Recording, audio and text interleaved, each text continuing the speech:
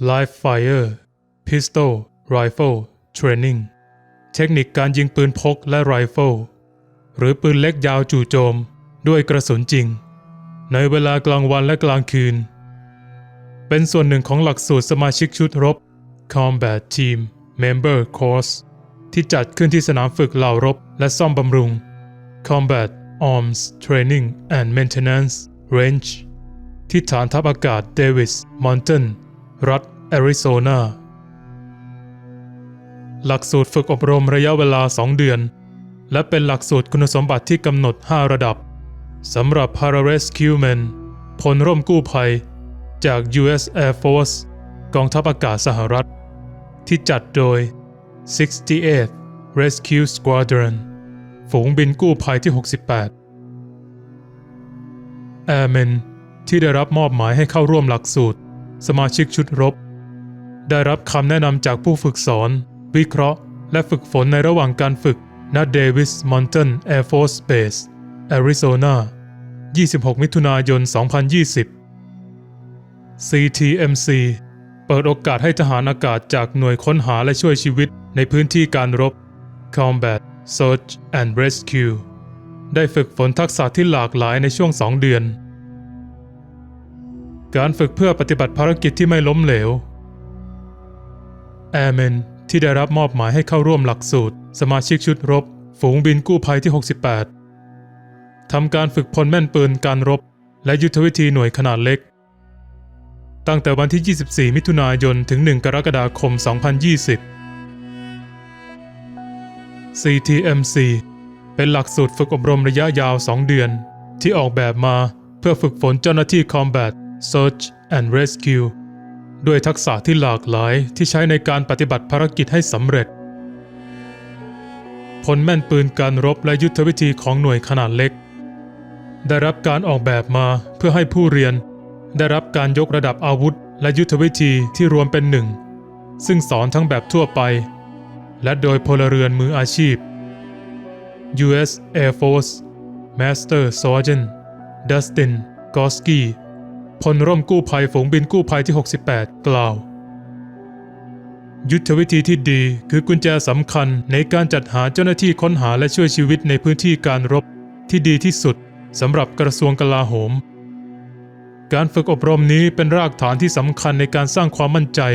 ว่าเหล่าชายหญิงจะถูกส่งกลับจากยุทธบริเวณของศัตรู CTMC ส่วนนี้เน้นไปที่ความสามารถและความเข้าใจของทหารอากาศในการเป็นนักแม่นปืน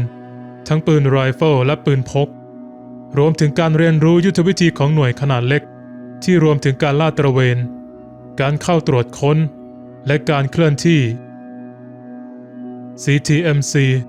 เป็นการฝึกยกระดับที่สมจริงและเป็นมาตรฐานที่สุดสำหรับเจ้าหน้าที่พลร่มกู้ภัยและช่วยชีวิตในพื้นที่การรบที่ได้รับการแต่งตั้งใหม่ Master Sergeant Joshua Andrada ผู้ควบคุมปฏิบัติการฝูงบินกู้ภัยที่ 68 กล่าวหนึ่งในผลสะท้อนสำคัญที่หน่วยฝึกภาคสนามมีต่อเหล่าแอร์เมนคือ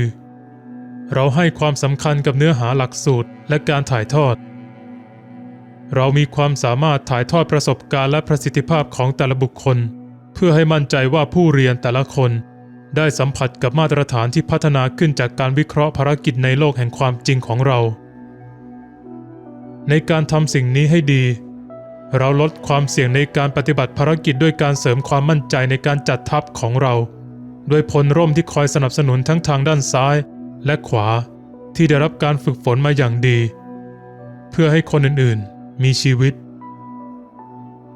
เหล่าแอร์เมนสามารถรับมือกับความท้าทายและอุปสรรคในยุทธบริเวณและสถานที่ต่างๆหลายแห่งซึ่งทั้งหมดนี้ต้องการเจ้าหน้าที่ที่พร้อมและมีความรอบรู้ที่สุดเพื่อแสดงทักษะที่พวกเขาเรียนรู้จากการฝึกตลอดอาชีพนักรบภารกิจในโลกแห่งความจริงเกิดขึ้นได้ตลอดเวลาด้วยความผันแปรที่แตกต่างกันกอสกี้กล่าวบางภารกิจสามารถดำเนินการได้ในสภาพแวดล้อมฝ่ายเดียวกันและปราศจากการต่อสู้ในขณะที่ภารกิจอื่นๆสามารถดำเนินการในพื้นที่ช่วงชิง contested areas จำเป็นอย่างยิ่งที่ทีมกู้ภัยจะต้องมีความเชี่ยวชาญสูงทั้งในด้านความแม่นปืนและยุทธวิธี ภารกิจ Combat Search and Rescue นั้นอันตรายโดยเนื้อแท้และความสามารถของการฝึกที่ได้รับจะต้องตอบสนองและเกินความต้องการเพื่อให้สามารถปฏิบัติภารกิจได้อย่างปลอดภัยและได้ผลลัพธ์อย่างมีประสิทธิภาพ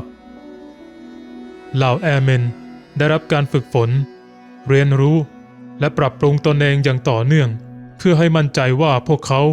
พร้อมที่จะปฏิบัติภารกิจที่สำคัญการฟื้นฟูกำลังพลเป็นหน้าที่หลักของกองทัพอากาศและเช่นเดียวกับบทบาทและความรับผิดชอบมากมายภายในกองกำลังของเรามันเป็นภารกิจที่ไม่มีวันล้มเหลวอันดราดากล่าว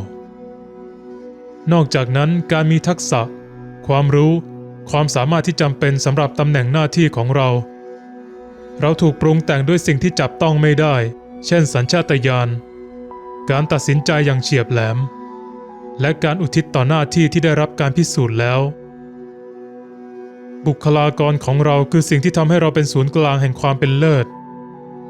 และทำไมเราจึงยังคงผลิตนักรบกู้ภัยที่พร้อมตอบสนองความต้องการเมื่อเสียงเรียกร้องขอความช่วยเหลือดังขึ้นทั่วโลกกองบินที่355ถ่ายภาพโดย Senior Airman Blake Gonzalez Senior Airman Jacob Stephens เรียบเรียงและแปลโดยวนาลีฮันเตอร์